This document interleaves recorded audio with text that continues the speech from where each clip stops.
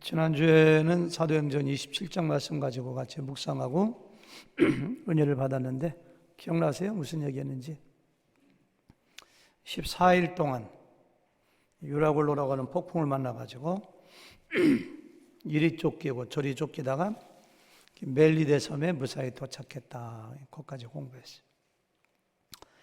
그때 제가 4가지 교훈 말씀드렸거든요.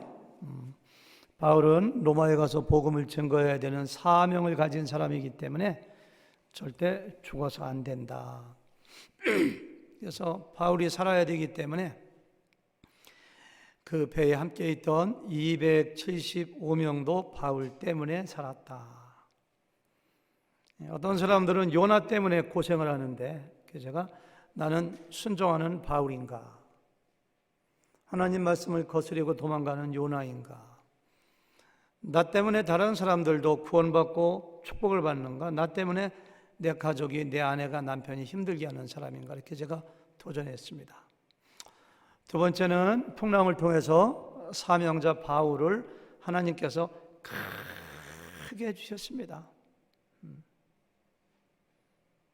결박된 죄수이지만 어느 누구 하나 눈길 하나 주지 않지만은 풍랑이 있는 가운데 예언도 하게 하시고 그들을 위해서 기도도 해주시고, 그래서 배가 깨지고 구원받을 때는 바울이 그 배의 리더가 되어 있어요.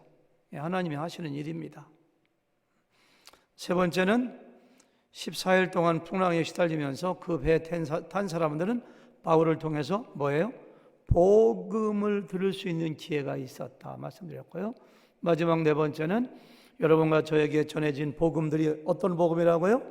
수많은 사람들의 희생과 헌신과 헌금을 통해서 우리에게 전해진 것이다. 로마 사람들 입장에서 볼 때는 자기들에게 전해진 복음이 풍랑을 뚫고 목숨 걸고 온 복음입니다. 25살에 순교하신 루비 캔드릭 여선교사 이야기를 들으면서 제가 결론에 그런 말씀 드렸죠. 우리는 감사할 조건이 너무 많다고.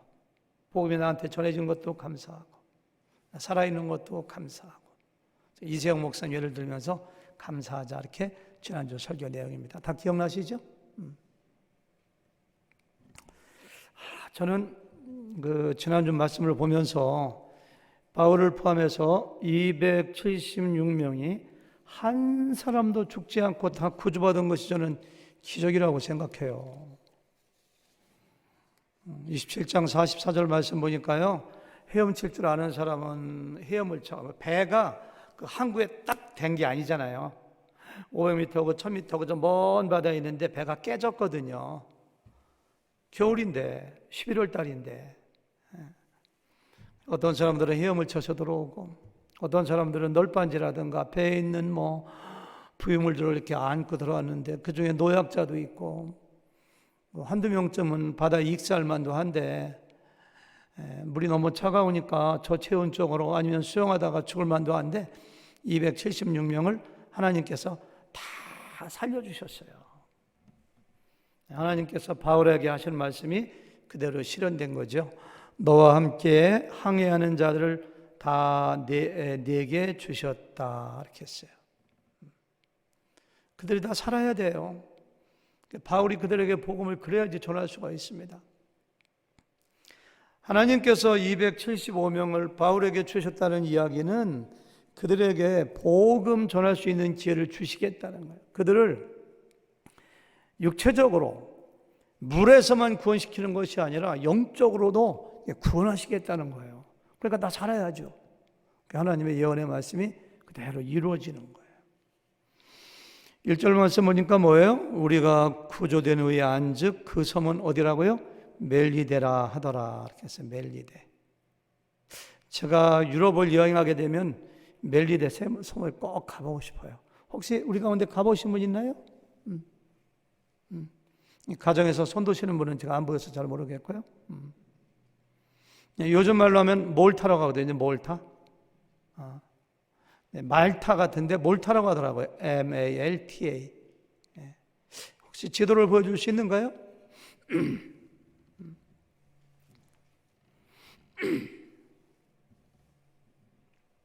구글 지도로 지금 보여주시네요. 메르데, 말타가 어디 있는가? 와, 여기 있구나. 참 쉽게도 가네요. 우리가 금방 갔어요, 말타를. 짱. 조금 더 축소해 보세요. 어디쯤에 있는가. 와, 더 축소. 지도가 거꾸로 됐어요, 지금.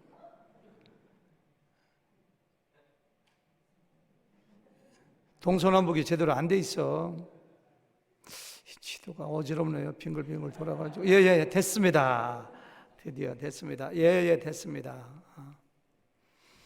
크기가 얼마나 하냐면은 제주도의 6분의 1 정도, 강화도 정도만하다고 해요. 조금 이렇게 축소해 보세요. 예, 줌으로다가 할 수 있지만, 고에 있는 섬이 시칠리아 섬이고, 좀 더 축소해 보세요. 그 외에 장화처럼 생긴 것이 로마고 이렇게 돼 있죠. 다시 한번 확대해 줘 보세요. 좋습니다. 아유, 훌륭하십니다. 우리 구자원 목사님. 됐습니다. 저기 지금 좀 더 확대해 보세요. 확대해 보세요. 저기가 뭐냐면 세인트 폴 베이라고 되어 있죠. 세인트 폴 보이시나요? 쭉 들어간데 거기에 배가 난파되어서 상륙했다고 해요. 더 확대해 보세요. 그 위에 작은 섬이 더 위에 있는 저 작은 더 위에 저 작은 섬 이름이 세인트 폴 아일랜드, 바울섬의 바울섬. 전설에 의하면은, 전설이 아니지, 구전에 의하면은 큰 섬 중앙에 한 것이 아니라 저 섬에 난파선이 가까이 있어서 저기로 들어갔다고 해요. 저기에 가보면, 저는 아직 가보지 않았습니다. 갔다 오신 분들 얘기 들어보면 저기에 바울 동상이 있고요. 보여줄 수 있나요? 저 섬에 바울 동상이 이렇게 세워져 있는 거 볼 수가 있고요. 섬에 멜리데 그 본토 섬 전체에 바울 기념교회가 굉장히 여러 개 많이 있고요. 그 바울의 그 흔적, 바울 기념교회거든요. 여러 개가 있어요. 가보면 좀 가보지 않았지만은 갔다 오신 분들 쭉 글 써놓은 거 보니까요. 바울에 대한 흔적이 굉장히 많고, 아마 그 당시에 사도 바울이 3개월 동안 머물면서 굉장히 아름답죠. 유럽의 지중해 다이아몬드라고 하고요. 굉장히 물이 깨끗하고, 그래서 유럽 사람들의 휴양지로서 각광을 받는 몰타 섬을 제가 보여드렸는데 그곳에 지금 간 거예요. 우리 한번 좀 물어봐야 돼요. Why 몰타? 왜 하나님께서는 바울 일행을 275명을 메르데 섬으로 가게 하셨는가? 영어 성경에 보니까요, 허리케인이라고 했고요. 우리말 성경에 유라골로 광풍, 미친 듯이 부는 바람입니다 라고 했는데요, 그냥 바람에 밀려서 이리 쫓기고 저리 쫓기고 내 의사와 관계없어. 어디로 가는지 몰라요.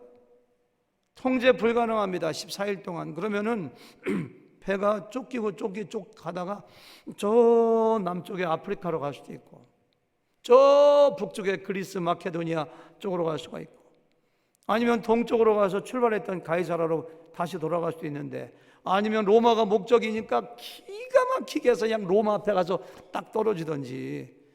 근데 왜 하필이면 그 많은 땅 중에서 몰타, 멜리데 섬을 갔느냐? 그 지도 안 보여주시나요? 지도 하나, 여기 있잖아요. 저 그레데 섬이라고 나오잖아요. 그 미양 있잖아요. 미양에서부터 파도를 만났거든요. 거기서 거꾸로 가면 가이사라, 동쪽으로 가면 아덴, 마케도니아, 빌립보, 남쪽 가면 구레네라든가 아니면 알렉산드리아. 근데 저 위에 로마로가 뚝 떨어지든지 차라리. 근데 왜 멜리데 섬에 가서 이렇게 있었는가? 이것이 우리가 물어보는 질문이에요. 질문.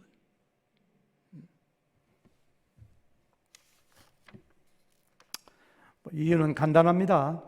두 가지 이유가 있는데요. 첫 번째는 하나님께서는 배에 함께 탄 275명의 사람들을 구원하시기로 작정하셨어요. 배에서도 여러 차례 바울을 통해서 복음의 말씀을 들었고, 아주 그냥 멜리데 섬에 꽉 가둬놓고 3개월 동안 그냥 복음을 듣게 하셨어요. 저 로마에 도착했으면 금방 다 흩어져 버리지. 아주 그냥 겨울을 거기서 2월까지 멜리데 섬에서 지나잖아요. 그러니까 하나님께서는 275명의 사람들을 사랑하셔서 그들을 구원하시기로 작정하셨고, 그래서 멜리데 섬에 3개월 동안 꼼짝없이 바울과 함께 있게 하셨고, 여러 기적을 보게 하셨고, 바울을 통해서 그들이 복음을 듣게 하셨고, 그래서 구원받은 사람들이 상당 저는 많았으리라고 확신합니다. 또 한 가지 이유가 있다면은, 하나님께서는 멜리데 섬에 있는 원주민들을 구원하시기로 뜻을 세우시고 작정하셨어요. 바울이 로마로 직접 가면 되지, 이왕 데려다 줄 바에는. 근데 하나님께서는 하필이면 멜리데 섬에 딱 도착하게 하셔서 그들을 구원하실 수 있는 기회를 만들어 주신 거예요. 제가 이렇게 해석하는 것은 제가 자의적으로 해석하는 것이 아니라, 사도행전을 공부할 때 우리는 사도행전 1장 8절 말씀을 떠나면 안 됩니다. 오직 성령이 너에게 임하시며 너희가 권능을 받고 예루살렘과 온 유다와 사마리아 땅끝까지 뭐예요? 내 증인이 되리라. 그래서 사도행전의 말씀은 복음이 어떻게 땅끝까지 증거되는가를 우리에게 보여주는 거예요. 윤리적인 설교도 아니고, 이것은 그거에 맞추어서 성경 전체를 해석해야지 바른 해석이에요. 여러분, 멜리데 섬은 뭐 지금이야 가까운지 모르지만 그 옛날에는 굉장히 멀고 험한 섬입니다. 사람들이 가지 않습니다. 토착 원주민 토인들이 살고 있는 섬입니다. 복음을 누가 전해주겠어요? 근데 하나님께서는 로마에 가기 전에 그들을 사랑하셔서 그들을 구원하시기로 작정하시고, 풍랑을 통해서 바울이 탄 배를 그곳에 파선하게 하시고 거기에 다다르게 하시고, 마침 겨울이 되어가지고 3개월 동안 머물게 하시고 275명에게 복음을 증거하게 하시고, 또 멜리데 원주민들에게 3개월 동안 복음을 증거하셨다는 사실을 우리는 분명히 알 수가 있습니다. 바울은 죄인입니다. 네 집 자식인지도 몰라요. 그 사람들이 바울이 말한다고 듣지 않습니다. 그래서 하나님께서는 놀라운 초자연적인 기적을 통해서 다시 한번 바울을 크게 해주세요. 두 가지 기적을 통해서 바울이 복음을 증거하면 바울의 말을 신뢰하고 바울의 말을 받아들일 수 있는 분위기를 만들어 주세요. 첫 번째 기적 너무 잘 알고 있잖아요. 바울이 독사에 물렸는데 안 죽어요. 그 원주민들은 알아요. 그 뱀이 독이 얼마나 강한지 물리고서 살아난 적이 없어요. 그런 뱀에 물리고도 바울이 죽지 않아요. 2절입니다. 다시 읽어볼게요. 비가 오고 날이 참해 원주민들이 우리에게 특별한 동정을 하여 불을 피워 우리를 다 영접하더라. 그냥 물을 헤엄치고 널빤지 잡고 왔는데 얼마나 춥겠어요. 그러니까 불을 막 피워주는 거예요. 3절, 바울이 나무 한 묶음을 거두어 불에 넣으니 뜨거움으로 말미암아 독사가 나와 그 손을 물고 있는지라. 이렇게 했어요. 나무를 갖다가 넣어도 불에 넣는데 뜨거우니까 잠자고 있다 그냥 독사가 팍 뛰어올라서 손을 이렇게 꽉 여기 물고 있는 거예요. 땡땡 감겨 있는 게 아니라 꽉 물고 있는 거예요. 물고 있는 거예요. 3절, 바울이 나무 한 묶음을 지금 읽었죠? 4절, 원주민들이 이 짐승이 그 손에 매달려 있음을 보고 서로 말하되 진실로 이 사람은 살인한 자로다. 바다에서는 구조를 받았으나 공의가 그를 살지 못하게 함이로다 하더라. 아이고, 살인한 놈이네. 바다에서 구사 일생으로 살아났지만 살인하고 죄가 있으니까 겨울에 이렇게 독사가 꽉 물어버리지. 저주하고 욕하고 비방하는 거예요. 5절, 바울이 그 짐승을 불에 떨어버릴 때 조금도 상함이 없더라. 독사를 불에 떨어졌을 때 침을 삼키는 분들은 좀 이상한 사람들입니다.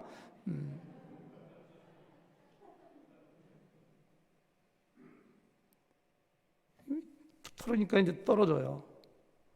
맛있게 익겠죠? 근데 바울은 뭐예요? 조금도 상함이 없더라. 이렇게 했어요.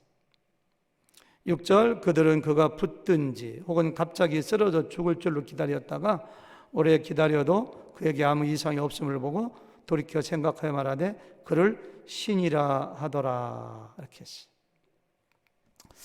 저는 이 대목을 읽으면서 그 사람들의 평가, 사람들의 비판, 사람들의 신이라고 이야기하는 칭찬의 말 가운데 바울이 보인 반응에 대하여 큰 은혜와 교훈을 받았습니다. 이름 살인자네, 사람을 죽인 놈이네, 이렇게 생각하죠. 그랬죠? 용케 바다에서 살았지만 역시 하늘은 가만히 안 둬. 공의가 죽게 하는구나.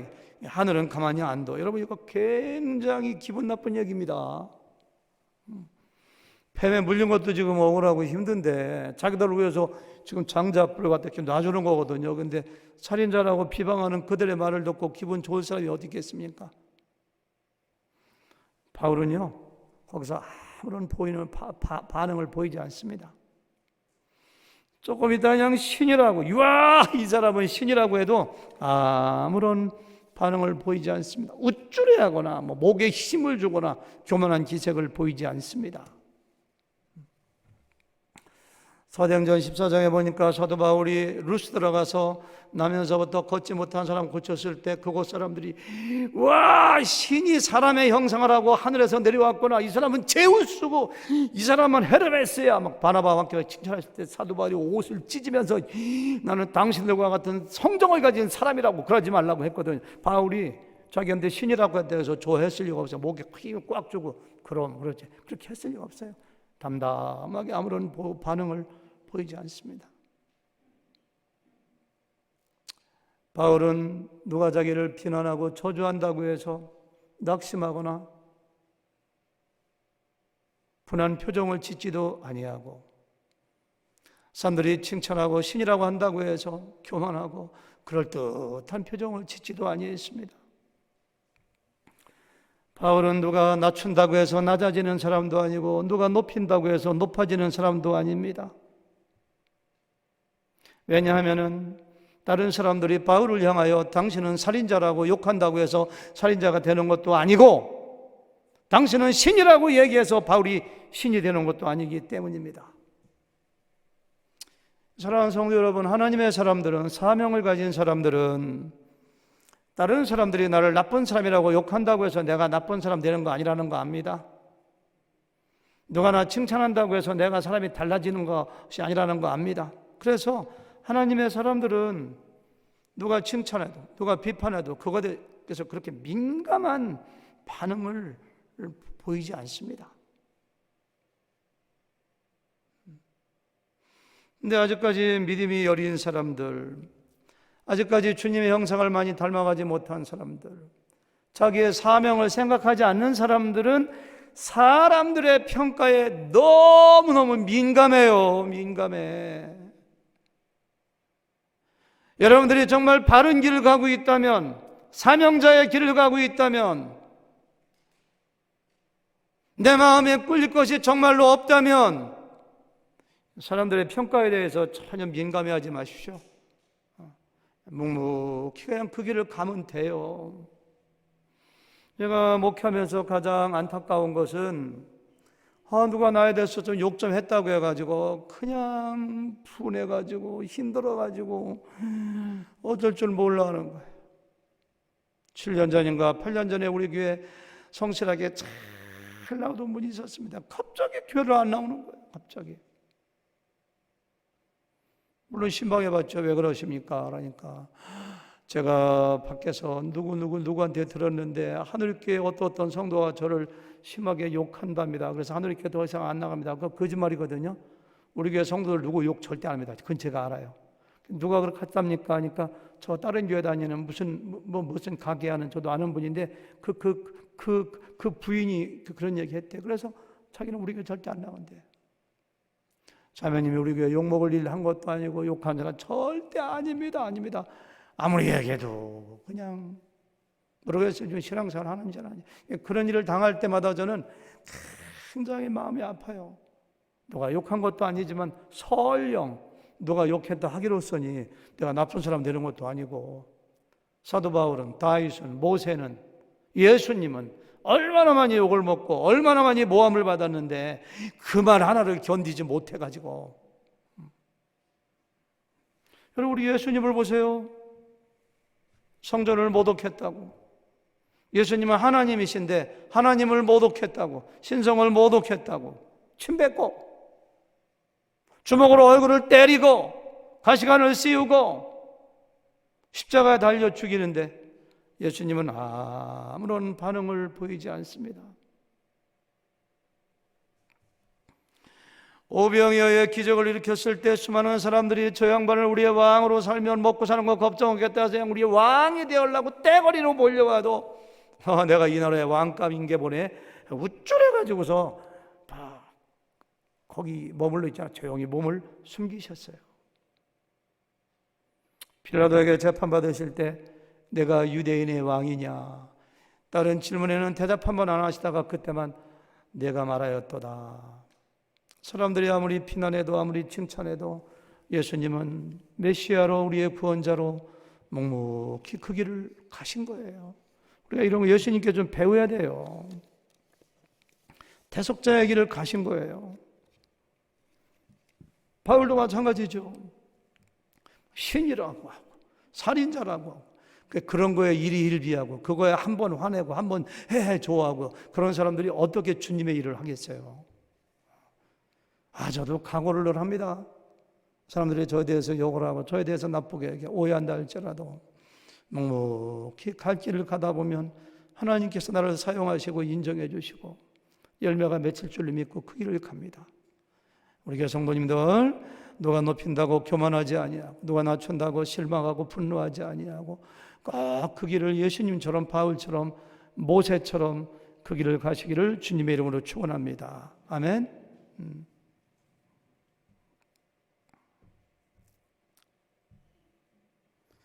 결국 이와 같은 기적을 통해서 하나님께서는 멜리더 섬에 있는 사람들의 마음을 이렇게 열어주셨어요.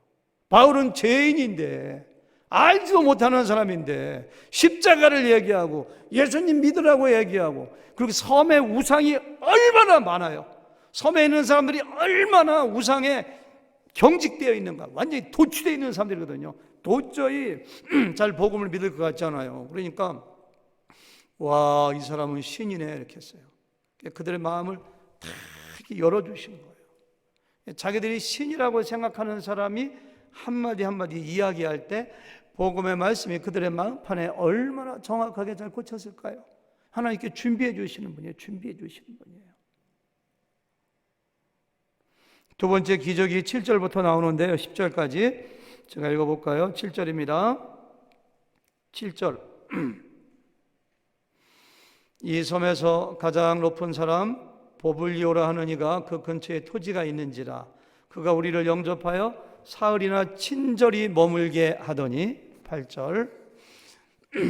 보블리오의 부친이 열병과 이질에 걸려 누워있거늘 바울이 돌아와서 기도하고 그에게 안수하여 낫게 하매, 후한 예로 9절까지 읽었어요. 제가 후한 예로 우리를 대접하고 떠날 때에 우리 쓸 것을 배에 실었더라 이렇게 했어요.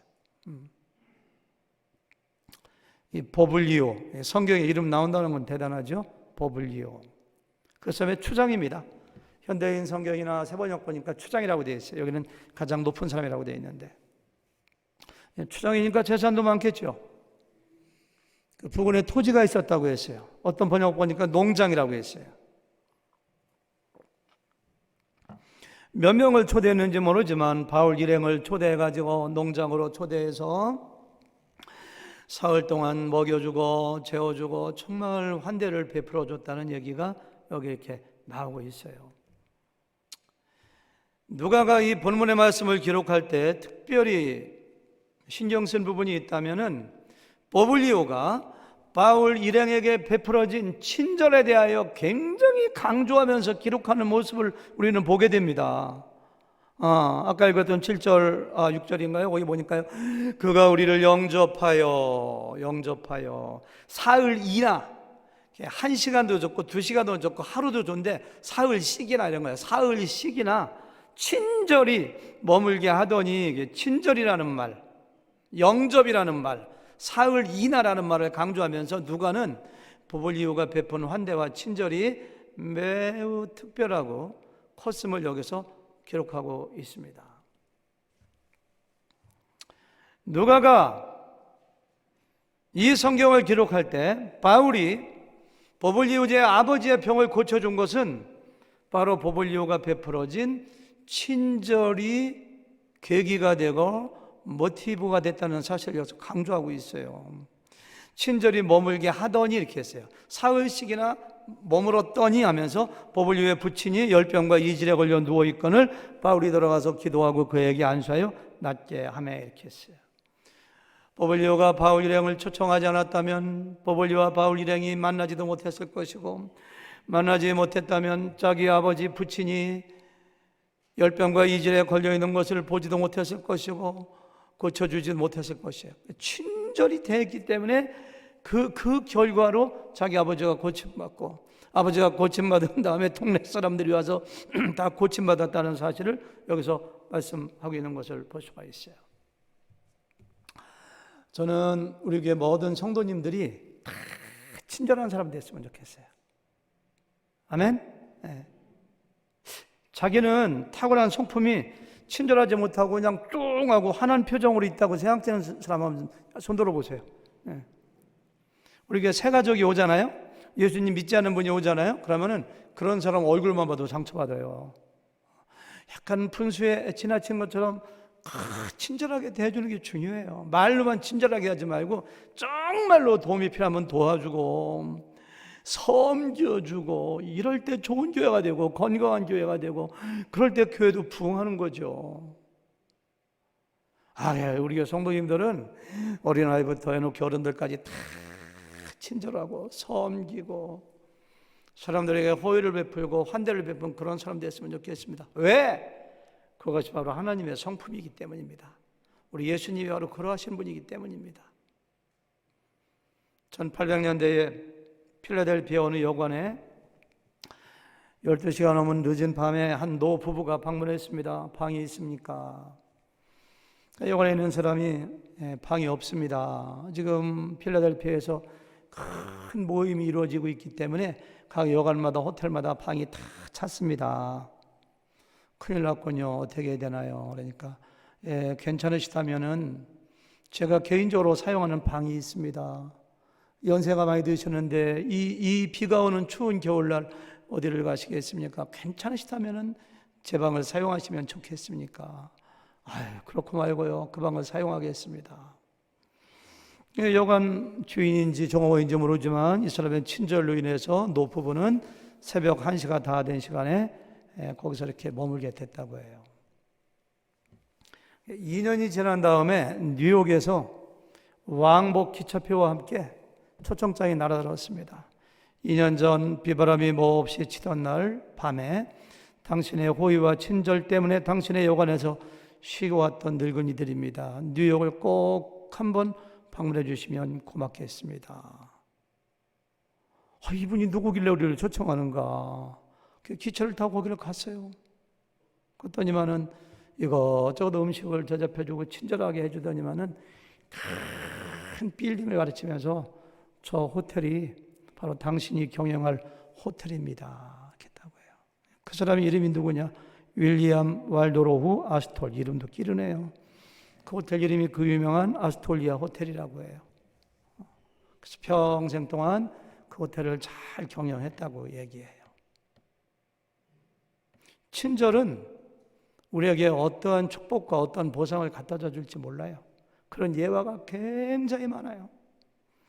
히브리서 13장 2절 보니까요, 손님 대접하기를 잊지 말라. 이로써 부지 중에 천사들을 대접한 이들이 있었느니라. 아브라함 얘기하는 거거든요. 창세기 18장에 보니까 나무 밑에 앉아 있는데 사람 손님 나그네가 지나가요. 그냥 가려고 하니까 어디를 가십니까? 우리 집에 왔으면 음식을 드시고 하셔야죠. 막 끌고 들어가서 살찐 양을 잡고 소를 잡고 음식을 기가 막히게 대접해요. 한 분은 하나님이고요. 사람의 모습으로 왔으니까 신학자들은 예수님이라고 하죠. 하나님이고 두 사람은 천사입니다. 부지 중에 하나님과 천사를 대접해요. 열왕기하 4장에 보니까 수넴 여인은 늘 자기 앞을 오가는 엘리사하고 게하시를 자기 집에 방을 내가지고 거기에 늘 오갈 때 머물게 하는 친절과 호의를 베풀어요. 그 엘리사가 축복해서 아기가 없던 그 수냄 여인이 나중에 아들을 낳게 되는 것을 우리가 보게 돼요. 여러분, 누군가가 여러분과 저에게 도움을 청하면, 아니 도움을 청하지 않더라도 도움이 필요한 사람이 있다면 주님을 섬긴다는 마음으로, 진실한 마음으로 최선을 다해서 도와줄 때 하나님이 기뻐하십니다. 보블리오가 바울 일행을 초청한 것은 와가지고 자기 아버지를 고쳐준다는 기대를 가지고 어떠한 목적을 가지고 초대한 것이 아닙니다. 그냥 순수하게 불쌍히 여기는 마음으로 그냥 친절을 베푼 거예요.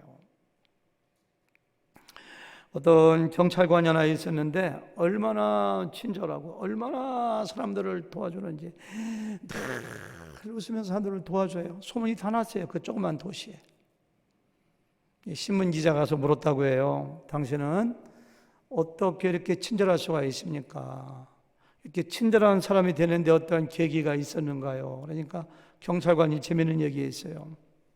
뭐라고 얘기했느냐면은, 제가 예전에 책을 읽었는데, 글을 읽었는데 어떤 사람이 초라한 노인에게 친절을 베풀었는데 그 부자 노인이 죽으면서 그에게 유산을 그에게 남겨줬다는 글을 읽은 것이 계기가 되게 돼요.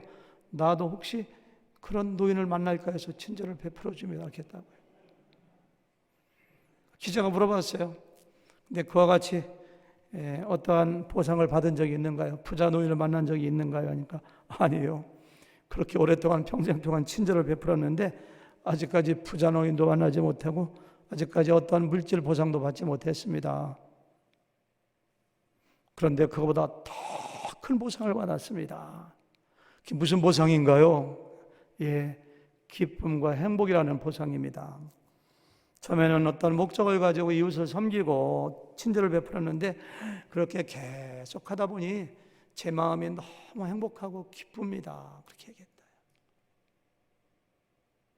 내가 누군가를 도와줄 때, 누군가를 섬길 때 그 사람이 막 행복해하고 그 사람이 막 일어서면은 그 보람과 기쁨이 얼마나 큰지 겪어보지 않은 사람은 몰라요.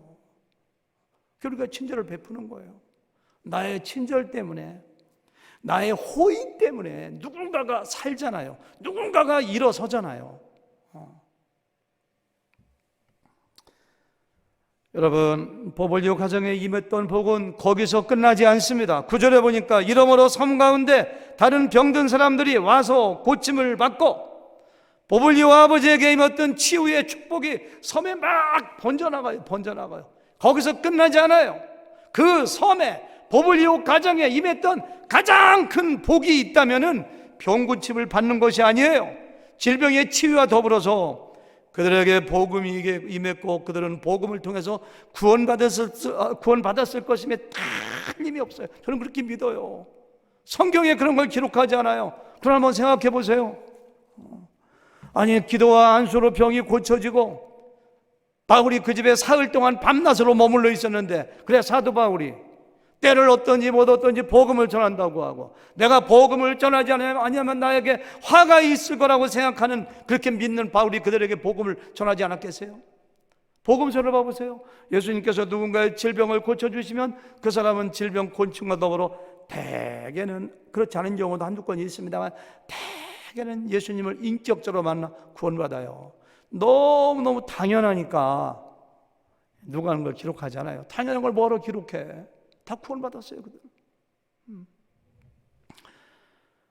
여러분, 하나님께서는 밀레대섬을 사랑하셨고 그들을 구원하시기로 작정하고 계획하셨고, 풍랑을 통해서 바울 일행을 멜리데 섬까지 인도하셨고, 그리고 두 가지 기적을 통해서 그들의 마음을 열게 하셨고, 그리고 바울이 복음을 전했을 때 그들은 예수님 믿고 구원받아 하나님의 자녀가 될 수 있었습니다.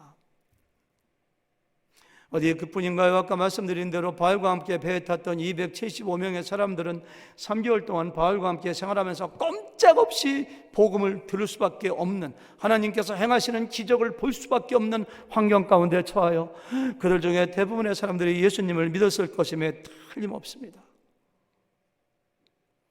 이것이 바로 풍랑이 주는 의미와 축복입니다. 여러분, 우리의 인생 가운데 풍랑이 많이 불어옵니다. 풍랑이 주는 의미는 크게 두 가지가 있습니다. 하나는 두려움과 공포입니다. 풍랑이 확 죽을 것 같아요. 망할 것 같아요. 내가 금방 어떻게 될 것 같아요. 두 번째는요, uncontrollable, 통제 불능. 내 의사와 관계없이 풍랑은 나를 이리저리 쫓기면서 어느 곳으로 몰고 가버려요. 내 의사와 관계없어요. 우리가 인생을 살다 보면 얼마나 풍랑을 자주 만나는가요? 두려울 때가 있습니다. 질병에 걸리기도 합니다. 내가 원치 않는 곳으로 나를 몰아가기도 합니다. 두렵습니다. 공포에도 쌓입니다. 어딘가 가서 머물게 돼요.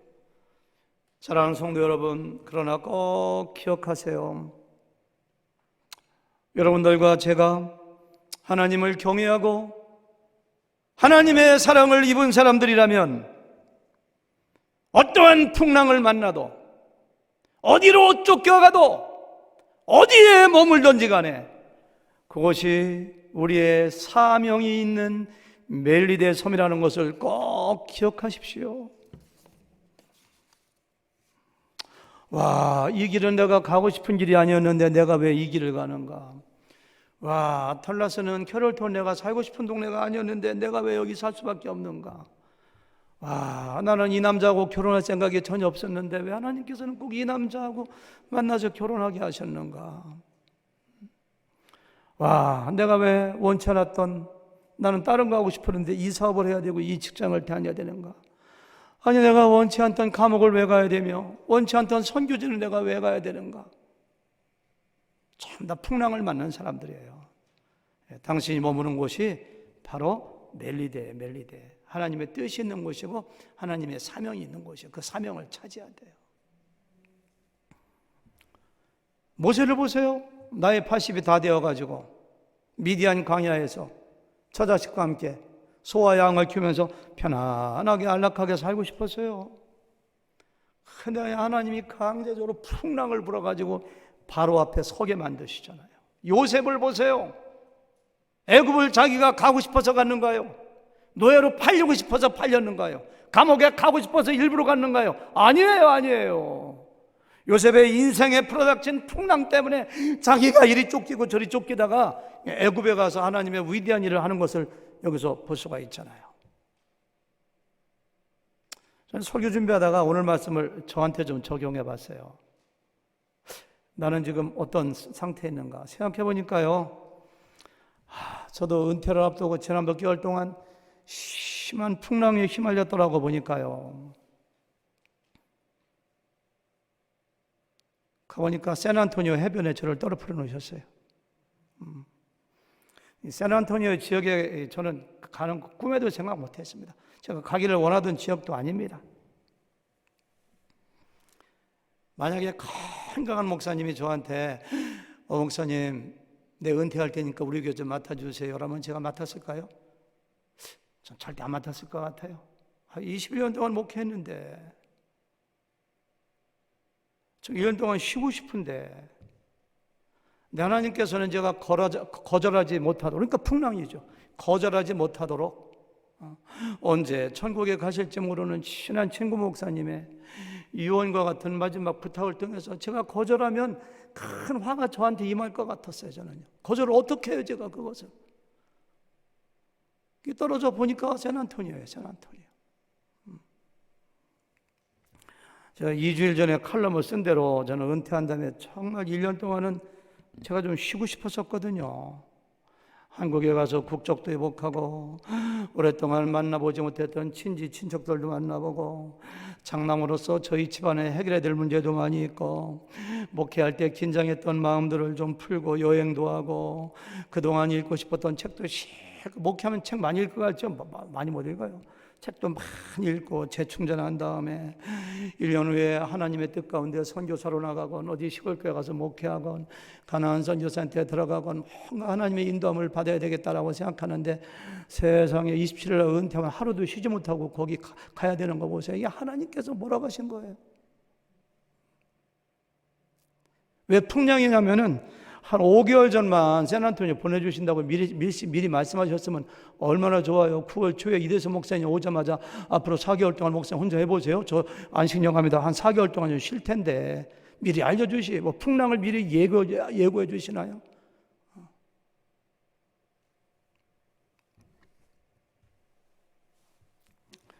하지만 얼마나 은퇴를 앞두고서 은퇴하시는 목사님들 섭섭하기도 하고 마음이 슬프기도 하지만 또 한 군데에서는 그냥 은퇴에 대한 그 어떤 설레이는 가슴과 꿈이 있다고 하더라고요. 저는 그런 것도 느껴보지 못하고 허리띠를 슬그머니 풀려다가 그냥 다시 허리띠를 졸라매면서 저는 은퇴의 기쁨과 자유함을 조금도 맛도 못 보고 은퇴하는 날 짐을 싸가지고 이사 가야 되는 그걸 보라면서 와, 내가 풍랑을 만난 사람이구나 이런 생각을 하게 됐어요. 근데 제가 가는 곳이 멜리데 섬이라는 걸 깨달았어요.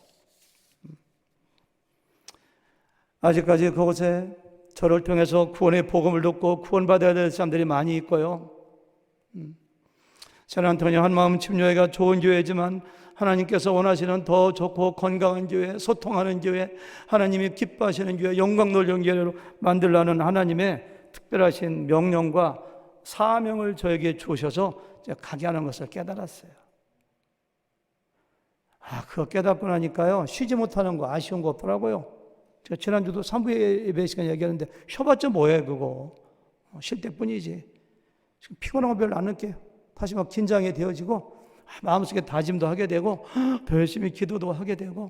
왜? 하나님이 주시는 힘이라고 저는 믿습니다.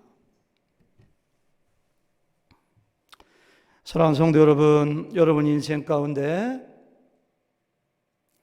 광풍이 몰아쳐 원치 않는 곳으로 가게 되면 하나님께서 할 일이 있어서 나를 이 목장으로 보내는구나. 어떤 사람 목사님 저는 왜 이 목장 가야 됩니까? 그 목장 누구 때문에 싫어요? 우리 교회 그런 분 없어요. 그런 분 있으면 안 돼요. 어느 목장 원치 않는 목장 가면 하나님이 보내주시는 거지. 거기가 멜리되기 때문에. 어느 직장 보내주시면 거기가 멜리되죠. 멜리돼. 어느 곳으로 이사 가게 하시면 거기가 멜리되지요. 내 의사와 관계가 없어요. 불평하지 마세요. 그리고 하나님께서 행하시는 일을 기대하시고 기다리세요.